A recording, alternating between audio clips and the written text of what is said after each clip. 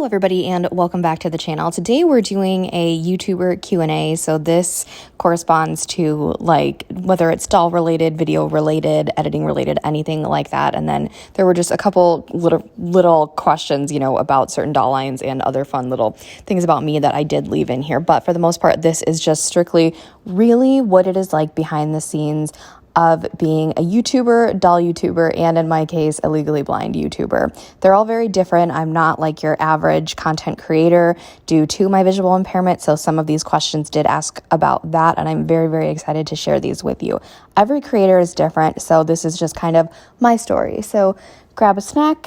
If you're in my case, grab a coffee and sit back, relax, and enjoy. I did post this here on YouTube as well as a question sticker over on my Instagram story. If you're not following me over there, I do a lot of fun viewer activity over there, more so than here, so if you're interested. But anyway, a lot of people kind of asked the same couple questions, so I just took the ones and I kind of worded them a little bit differently and just kind of combined a lot of questions, together because there was one big question that everybody wanted to know, but these are just in random order, so let's get to it.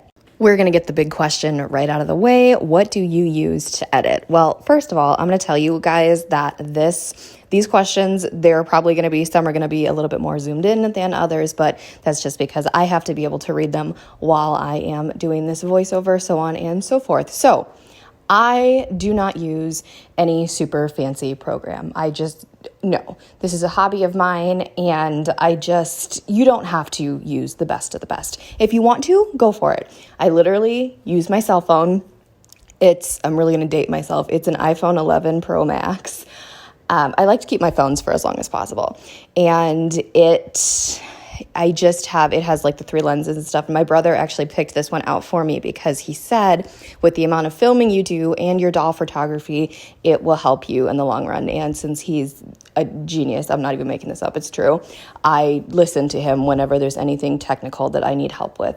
So that is what I use to film with. Now this corresponds. So for editing, I used to film with my phone, and then I used to go on my laptop and I used to use Windows Movie Maker.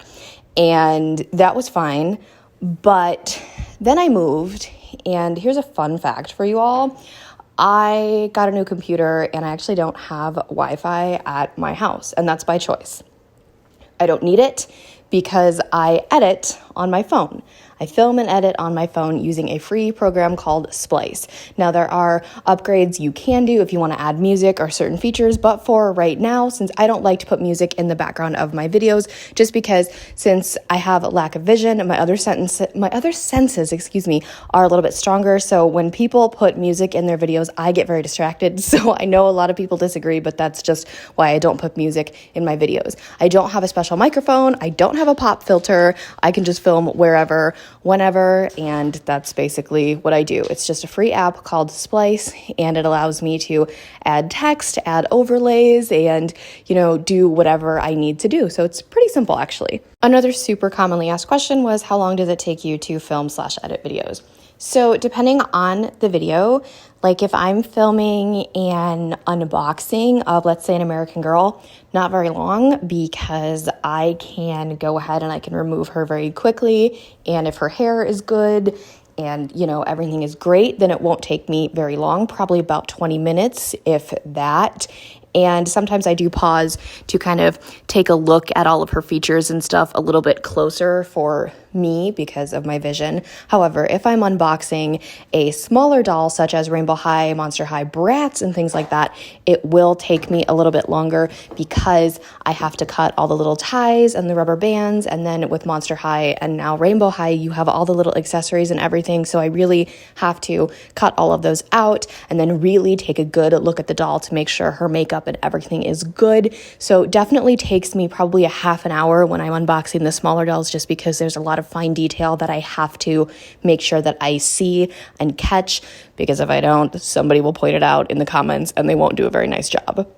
So that's how long it takes me to film. Editing kind of depends. If I'm filming something like this, where I just sit down and, film over the screen like I'm doing right now, it doesn't take me, I go on a lot of rants and I ramble a lot. So that's That's the biggest challenge. And especially if I'm like filming an unboxing or whatever, that takes me a little bit because I'm trying to figure out like, am I going into a tangent here? Does this really, really need to be in the video or whatnot? If I'm filming a collection video, my Lord, that takes forever. But it really depends on the videos, like the process of filming and, you know, how much needs to be left in. Do I want to make it a long one? Do I want to make it a short one? You know, it's just, there's a lot of varying factors that come into play when you are talking about time. Based on your experience, would you recommend being an AG YouTuber? So there is definitely a difference between, yes, everybody can say I'm a YouTuber, but there is, you know, there's little communities underneath the big YouTube umbrella. So basically, I started my channel as a channel that would give advice for people with visual impairments or honestly all disabilities, just showing how I live a little bit different. Then I got back into doll collecting and it evolved into an American Girl channel with some of my own personal things sprinkled in here and there. And then I really got heavily into collecting all different types of dolls and even incorporating music into my channel. So my channel, it has a niche, and that is doll collecting, but it's not just collecting one specific doll. Now for this question, it just asks about being an AG YouTuber. I know several people that are just American Girl YouTube channels. In fact, I follow a lot more AG YouTube channels than I do, say, Rainbow, Monster, Shadow, all that stuff. But I think American Girl has a huge audience. You guys know this, but it takes a little bit. My channel really didn't get off the ground until I started incorporating other doll lines in it. But I don't know if that was just to me. It all depends on the algorithm and how you, I guess, I don't know. I feel weird giving advice like this, but I do recommend it. If it is something that you really, like in my life, I really don't have people to talk about dolls with. I mean, my family cares, but they're not going to understand. So I really love this because I can talk about anything doll related with all of you, and it's something I enjoy. Like I said, this is a hobby of mine. I do not get paid for this. I choose to not get paid for this because it's just a hobby. I don't want it to feel like a job.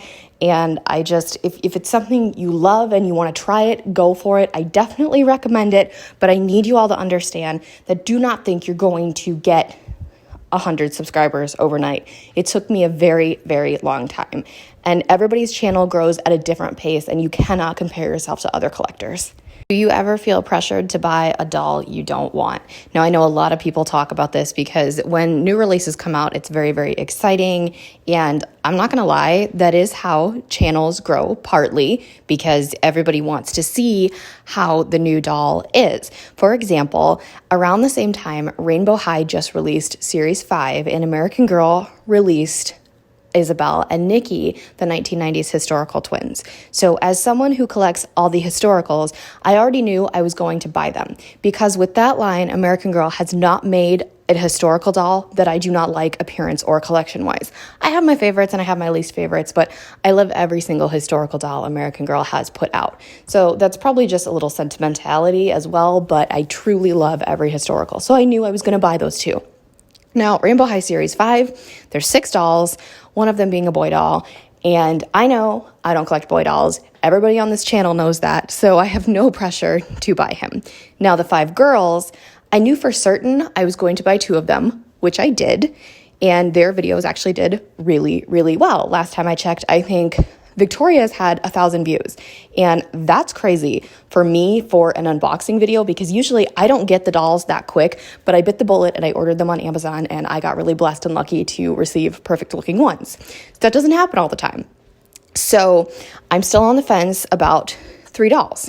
Now I take my time and I look. If I need help deciding if I want a doll, because I am done buying dolls just to be a completionist, because for me, it's never about the views. That doesn't matter to me. Sometimes I'm like, holy crap, I got this many views. Like, what? I still can't believe over 3,000 of you like to listen to me talk. But there are 3 dolls in that line that I'm deciding on whether or not I want to buy. So It's not that I feel pressured. I'm just really trying to decide. And sometimes I watch other reviews to help me figure that out. And one of them, I know I want to pick her out in person because of her bangs. The other two, I would like to see in person. So I don't necessarily feel pressured to buy a doll just because it's brand new. I've really decided that, you know what, I don't want to be a completionist with the smaller doll lines anymore. I'm just going to buy the dolls that really, really appeal to me. That was a really long answer, but I feel like I need to provide thorough explanation. This is actually part 2 of that question. How do you deal with fear of missing out? So basically, again, the new doll is out, okay? Everybody is buying that new doll. Let's say you can't afford it or it doesn't appeal to you and you don't understand the hype. This is coming from someone, I have been very different my entire life. Let's just excuse the fact that obviously the elephant in the room, I am blind. Let's just excuse that for a second.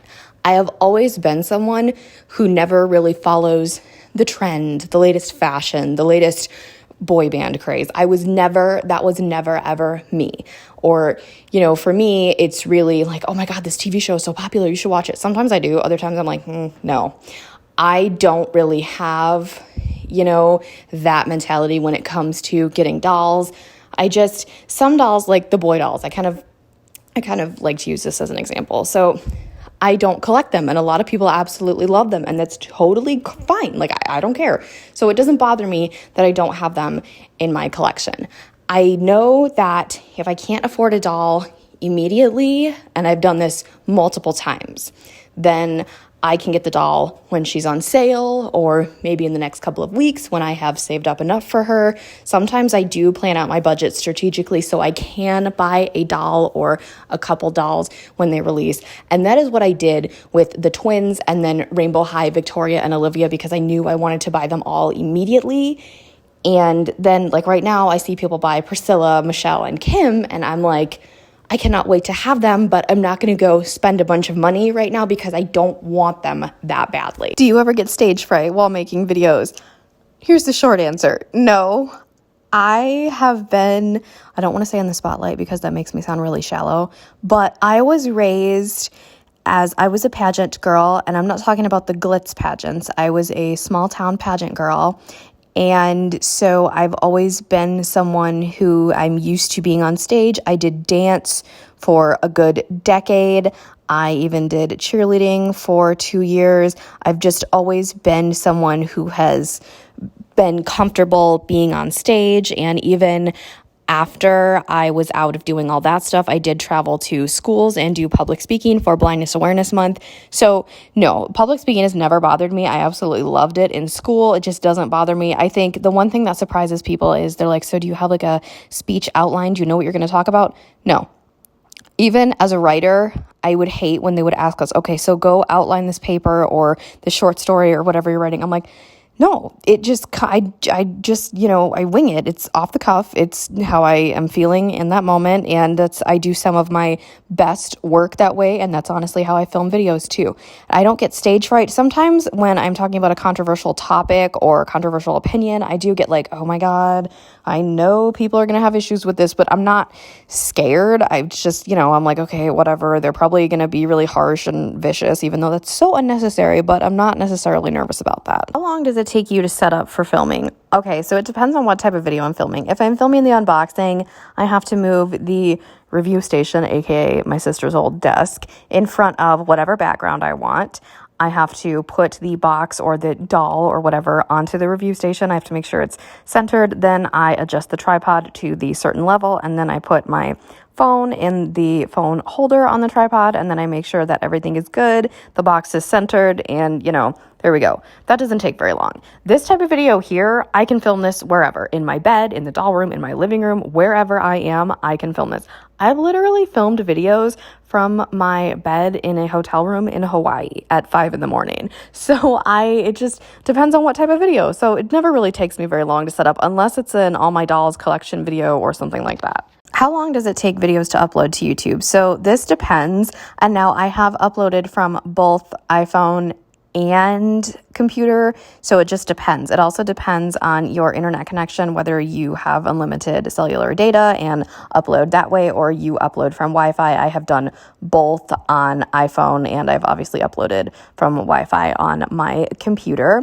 But it depends. I've noticed that videos that are being filmed like this take a shorter amount of time, but it also depends on how long the video is. This one might take a little bit longer because it is a longer video, but videos where I actually have like actual footage being filmed, like all my dolls are unboxings and stuff like that, those take a little bit longer, even though some of them are super short. But it really just all depends on your connection and the length of the video for me. I don't know why this clip looks sideways. If it does to you, I'm sorry. If not, then I'm just, Anyway, video storage recommendations. So I'm going to be completely honest with you all. I do not do the best storage process. So before, I used to save all the videos to my laptop, and then when it got too much, I had an external hard drive that I used. But I'm really not super technologically advanced, and to be honest with you, I'm glad I really didn't save any of those old videos because they were really cringy. Now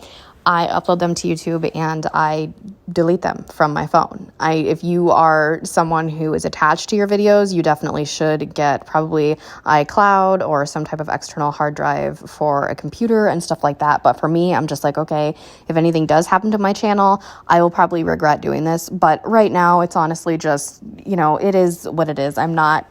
Like I said, this is just a hobby for me, so I don't really have any reason to save them. How do you budget? Now, I made a video a long time ago, maybe a year, kind of talking about this. So I might do an updated one for new viewers. I'm very, very strict and I'm very frugal with the way I do spend my money, considering that I have a house, I have 3 animals and myself that I have to support, plus, the doll collecting addiction, along with the vinyl collecting addiction, and my newest development, I got back into reading, so now I'm buying books. But I can definitely do a whole video on this if you guys would be interested to see how I do budget, because I'm very, very passionate about talking about you do not have to buy things as soon as they come out. You do not have to pay full price for them.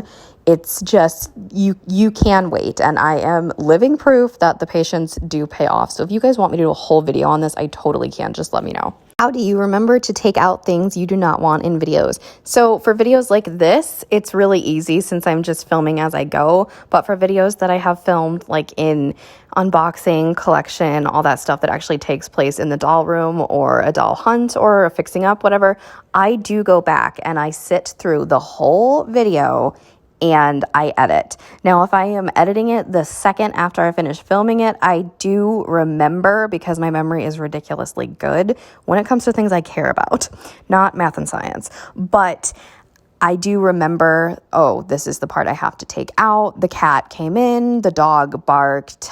I said, I got all tongue-tied. You guys know how it is. Or I just have to take a breath because I talk stupidly fast. So I do remember, and if there's stuff that I don't remember and it's a longer video, then I do sit and I do watch the whole thing.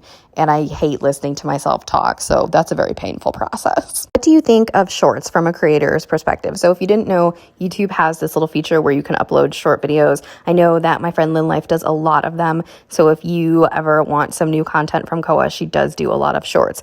I only have 2, and they are Taylor Swift Midnight's rankings, but I think they're cute. I don't watch them a lot, but I know a lot of people do like them. I am mainly over on TikTok when it comes to short little videos. If you want, you can follow me on there. It's always in the description, just kyla.collects, like it is on Instagram. So I was thinking I could post more of my TikToks over here on YouTube as shorts. So if you don't have a TikTok or you just forget to check over there, you can definitely see what I'm doing over there. So I don't mind them at all. Does your visual impairment impact creating videos? This I've often thought about doing a full video on, so I'm going to try my best and quickly summarize it. But if you want a full video on this topic, let me know and I could definitely do it, because I do think it would be really good for awareness. So it impacts me a lot.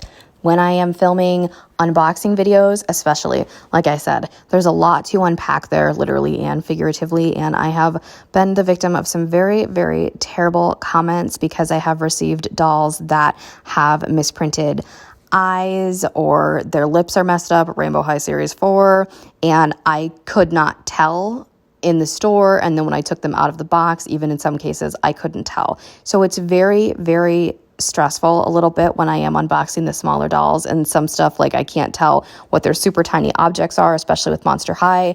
So that's why sometimes I do go watch videos beforehand so I know exactly what the item is supposed to be. And if I'm filming videos where it's leaks and the pictures are not super, super clear, I do get kind of like, okay, hopefully I say the wrong thing. That's why I do my visual impairment disclaimer at the beginning of every video that needs it, because I don't want people to, be meaner than they already appear to be. So it is very difficult. Sometimes I cannot tell if my tripod is crooked or not. I can't really see when the doll or whatever I'm filming is in and out of focus in the filming process. The lighting is kind of hard. Sometimes my hair gets in the way, and just sometimes there will be things that I just simply cannot see, and it is a very stressful process, but it doesn't stress me out to the point where I'm like, oh my gosh, I can't do this, because I've never let my visual impairment hold me back. I'm here to spread awareness, and I'm here to show that even though I have this ridiculous obstacle that will follow me for the rest of my life, I'm not going to let it slow me down. So it definitely does affect me in a lot more ways than just that, but those are the few key points that I wanted to share. We're going to end with just a couple little fun questions that I was asked. Do you use a white cane? I have a white cane. I also have a guide dog, so you do not use both at the same time. That is a very huge misconception. I used a cane when I traveled in high school, and then I got Winter, and I use her when I travel. But if I don't take her with me, then I do. For example, when I fly on an airplane and she doesn't come with me because we go to Hawaii, and Winter does not want to go to Hawaii. That is just way too hot for her. Anyway, I use it especially in the airport because people are insane, and I just use it to navigate so that they, it's more of an identification thing for me. If I have to go somewhere and I have to pay, I prefer self-checkout, but if I have to interact with a human being, I don't need people to look at me when I am using, paying with my card and getting super close to the screen. I have had a cashier say, "Oh, I assume you usually wear glasses." And I just smiled and said, "Nope, I'm legally blind. I need to get super close." So yeah, it's more of an identification thing. If I don't have Winter, I take the cane, and vice versa. So, it is what it is. But next up, anyway, my favorite animal. It's a cat, specifically a Siamese cat. And yes, I own one. And thoughts on Monster High G3. So I love Monster High G1. I always say I was never around. I was on my doll hiatus. I was too cool for dolls when they were popular, but I love Monster High G1, G2. I kind of feel the same way a lot of people do. G3, I like some of them. Some of them I do think look very childish, but for the most part, they're really cool. And then what would you change about AG? There's a lot, and I could make a whole separate video on this too. That's another one. Let me know. We're going 3 for 3. Let me know if you guys want to hear me talk about the changes I would make if I was running American Girl. But I think the big one is, there's 2. 1, the quality of the items. 2, how do I say this nicely? The neglect of the historical line. Anyway, let's go to the outro. I didn't mean for this to be super long, but you guys had such incredible questions, and I want to provide you with as much information as possible, so I really hope you enjoyed. If you have any other questions you want to ask, please comment down below, and I will be more than happy to answer them.